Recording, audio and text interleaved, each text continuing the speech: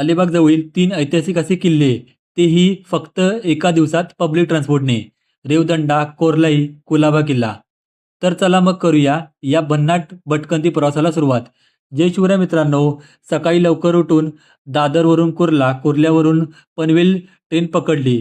पनवेल बस डेपोवरून सकाळी 6ची अलिबाग बस पकडली. साधारण 2 तासाचा प्रवास. अलिबागला पोचलो. नाश्ता करून पहिल्या किल्ल्याकडे म्हणजेच रेवदंडा किल्ल्याकडे निघालो.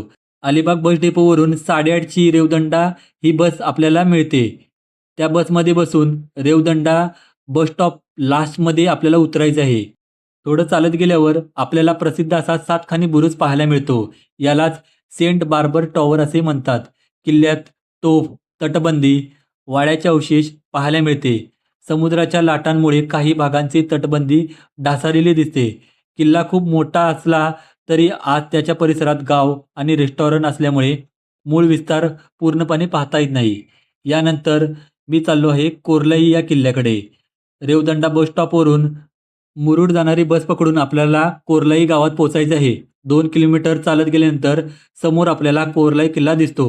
या किल्ल्यावर पोर्तुगीजन काळी चर्च, अवशेष, शिलालेख, महादेव मंदिर, तटबंदी, 7 बुरुज आणि भरपूर अशा तोफा पाहायला मिळतात.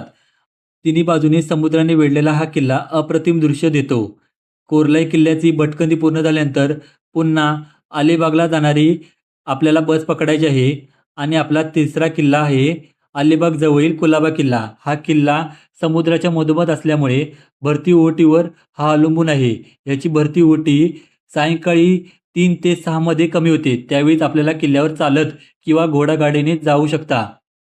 कुलाबा किल्ल्यावर मुख्य प्रवेशद्वार, भवानी मंदिर, गणपती मंदिर, महादेव मंदिर, प्राचीन तुळस वृंदावन, हनुमान मंदिर, विहीर, गोड्या पाण्याचे तलाव, तोफा, भक्कम अशी तटबंदी पाहायला मिळते.